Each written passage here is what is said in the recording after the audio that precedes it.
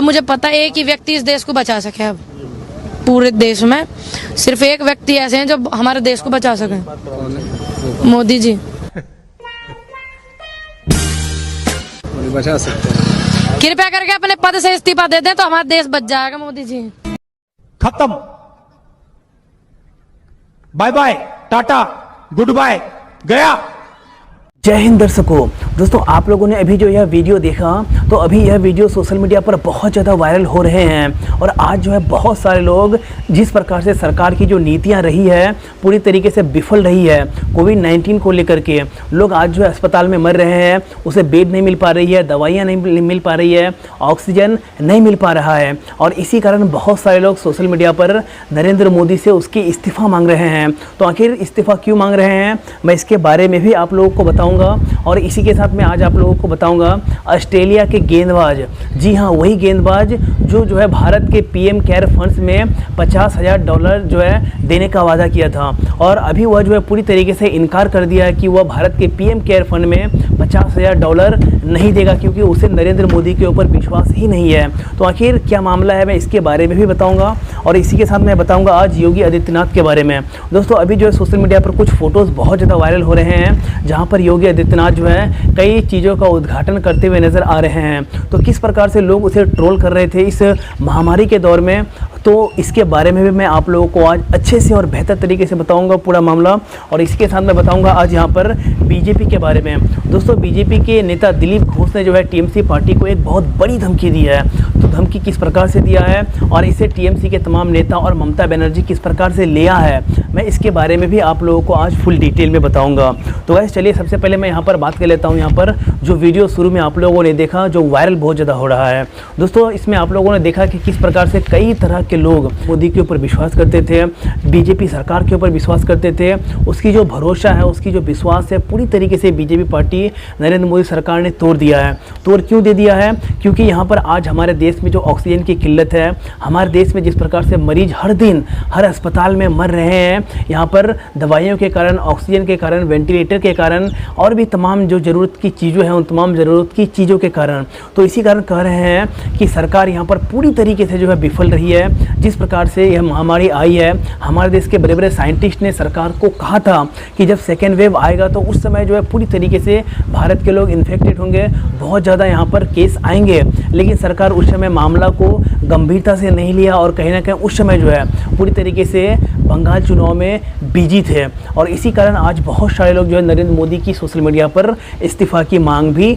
कर रहे थे। अब गाइस मैं इसके बारे में बात करना चाहूँगा यहाँ पर जो है ऑस्ट्रेलिया के गेंदबाज के बारे में। दोस्तों ऑस्ट्रेलिया के गेंदबाज पैट कमिंस ने जो है जब केकेआर में था, जब आईपीएल बैन नहीं हुआ था, उस समय जो है $50,000 यहाँ पर पीएम केयर फंड में देने का वादा किया था देश के कोविड-19 मरीजों के लिए, लेकिन अभी जो है पूरी तरीके से पैट कमिंस जो है पीएम केयर फंड में जो है $50,000 देने से इनकार कर दिया है। आखिर मामला क्या है? आज वह बहुत सारे लोग कह रहे हैं कि नरेंद्र मोदी के ऊपर तो पहले से देश के तमाम लोग विश्वास नहीं करते थे, पीएम केयर फंड के ऊपर विश्वास नहीं करते थे क्योंकि बहुत सारे लोगों का मानना था कि पीएम केयर फंड में जो है बहुत ज़्यादा घोटाला हुआ है, सरकार वहाँ पर जानबूझकर उस जितना खर्चा किया है उसका हिसाब देश की जनता को नहीं दे रही है। तो देश के लोगों को तो पहले से पीएम केयर फंड के ऊपर विश्वास नहीं था, मोदी सरकार के ऊपर विश्वास नहीं था, लेकिन आज बहुत सारे लोग सोशल मीडिया पर कह रहे थे कि अब यहाँ पर विदेशी लोगों को भी जो है अब पीएम केयर फंड के ऊपर विश्वास नहीं है, वह भी अब जो है पीएम केयर फंड में दान देने से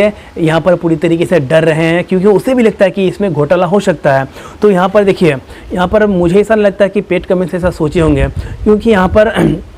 ऑस्ट्रेलिया का एक संस्था है जो कि क्रिकेट की एक बहुत बड़ी संस्था है जिसका नाम है यूनिसेफ। तो यहाँ पर ऑस्ट्रेलिया का क्रिकेट का संस्था यूनिसेफ भी जो है भारत की हर तरफ से मदद कर रहा है अभी इस महामारी के दौर में। तो यहाँ पर पैट कमिंस ने कहा है कि वह $50,000 पीएम केयर फंड में ना दे करके वह जो है यूनिसेफ में देगा और यूनिसेफ जो है फिर भारत का मदद करेगा, यानी कि यूनिसेफ भी जो है भारत का मदद कर रहा है। तो उसका मानना है कि पीएम केयर फंड में डायरेक्ट नहीं देगा बल्कि वो यूनिसेफ के थ्रू $50,000 देगा। तो पूरा मामला यही है और इसी को लेकर बहुत सारे लोग अलग अलग प्रकार के आज सवाल भी खड़े कर रहे हैं। अब गाइस मैं इसी के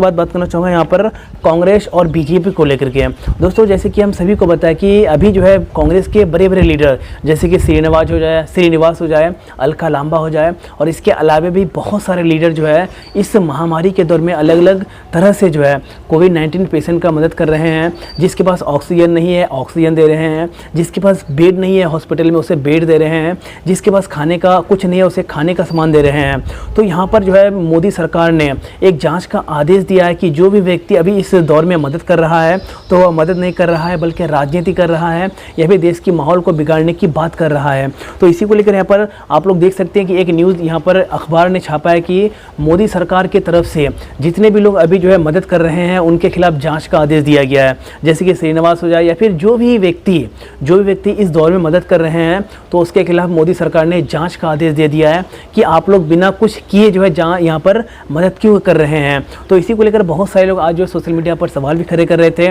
मोदी सरकार से कह रहे थे कि आखिर जो व्यक्ति मदद कर रहा है, जिसके पास बेड नहीं है, ऑक्सीजन नहीं है, दवाइयाँ नहीं है, जो मर रहे हैं भूखे, उसकी अगर कोई व्यक्ति मदद कर रहा है तो मदद करना कब से अपराध हो गया? और क्या मदद करने का इतना बड़ा सज़ा मिलेगा कि सरकार उसके खिलाफ जांच का आदेश दे देगा? क्या मदद करने का इतना बड़ा सज़ा मिल जाएगा कि सरकार उसे जो है मदद करने से पूरी तरीके से रोक रही है? तो क्या यही नीतियाँ होती है सरकार की? सरकार तो खुद मदद नहीं कर रहा है, सरकार तो खुद लोगों को हेल्प नहीं कर रहा है, मरने के लिए छोड़ दिया है। उसकी नीतियाँ इतना विफल हो चुकी है कि आज जो है कांग्रेस की हो जाए या फिर किसी भी विपक्षी पार्टियों के नेता जो है पूरी तरीके से मदद कर रहा है। लेकिन सरकार अब जो है नहीं चाहती कि कोई व्यक्ति जो है गरीबों की मदद करे, जो लोग मर रहे हैं, क्योंकि इससे जो है सरकार की जो छवि है वो कहीं ना कहीं, जो सरकार की इमेज है वह कहीं ना कहीं ख़त्म हो रही है, वो कहीं ना कहीं कम हो रही है, बदनाम हो रही है। और इसी कारण जो है बहुत सारे लोग आज सोशल मीडिया पर अलग अलग प्रकार से जो है मोदी सरकार के ऊपर सवाल खड़े कर रहे थे। अब मैं इसी के बाद बात करना चाहूँगा यहाँ पर योगी आदित्यनाथ के बारे में। दोस्तों देखिए, अभी जैसे कि मैंने आपको शुरू में बताया कि 2-3 फोटो अभी सोशल मीडिया पर बहुत ज़्यादा वायरल है। बहुत सारे कांग्रेस के लीडर, अलग अलग प्रकार के लोग जो है यहाँ पर योगी आदित्यनाथ को पूरी तरीके से ट्रोल कर रहे थे और कह रहे थे यहाँ पर कि जिस प्रकार से यूपी में अभी जो है पूरी तरीके से लोग कोविड-19 से ग्रसित है, वहाँ पर लोग मर रहे हैं, अस्पताल में जगह नहीं है, लोगों के पास ऑक्सीजन नहीं है। लेकिन इस समय भी जो है योगी आदित्यनाथ जो है उद्घाटन में बिजी है। यानी कि जिस समय कोविड-19 पेशेंट की हेल्प करनी चाहिए, सरकार को अच्छी नीति बनाना चाहिए ताकि इस महामारी से किस प्रकार से निपटा जाए, लेकिन निपटने के बजाय, नीति बनाने के बजाय जो है वह बड़े बड़े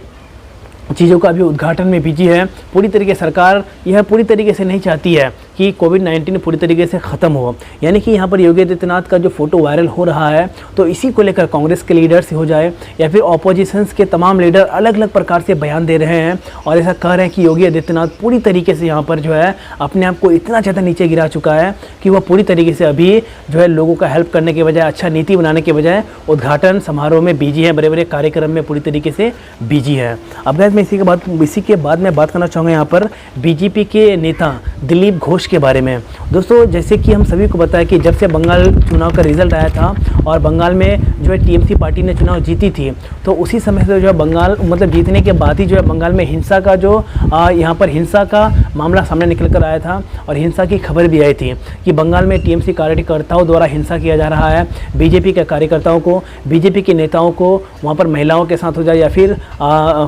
आदमियों के साथ हो जाए, पूरी तरीके से बर्बरता की जा रही है। तो यहाँ पर जो है टीएमसी के यानी कि टीएमसी के लोगों को, टीएमसी के नेताओं को बीजेपी के नेता दिलीप घोष ने एक बहुत बड़ी धमकी दी है। और यहाँ पर धमकी क्या है कि अगर जिस प्रकार से हम अगर जो है यहाँ पर गुंडागर्दी में आ जाए, हाथ पांव चलाने पर आ जाए, तो टीएमसी के लोगों को लगाने के लिए बैंडेज कम पड़ जाएगी। जी हाँ, इतना बड़ा धमकी दिया है। और जिस प्रकार से यह धमकी दिया है तो इसी को लेकर सोशल मीडिया पर बहुत सारे लोग अलग अलग प्रकार से अपनी राय रख रहे थे कि बीजेपी पार्टी एक जो है राष्ट्रीय पार्टी है, देश की नहीं बल्कि पूरी दुनिया की सबसे बड़ी और सबसे अमीर पार्टी है। और इतनी बड़ी पार्टी के नेताओं की तरफ से अगर इतना जो है यहाँ पर ख़त्म लाल और कहीं ना कहीं इतना भड़काऊ अगर बयान आएगा तो कहीं ना कहीं इससे जो देश की माहौल है पूरी तरीके से बिगड़ जाएगी। और बहुत सारे लोग कह रहे हैं कि जिस प्रकार से बीजेपी पार्टी ऐसा कह रही है, बीजेपी के नेता ऐसा कह रहा है कि अगर हम हाथ पांव चलाने पर आ जाएं तो पूरी तरीके से टीएमसी के लोगों को लगाने के लिए जो बैंडेज है वो कम पड़ जाएगी। तो इससे एक बात साफ होती है कि बीजेपी पार्टी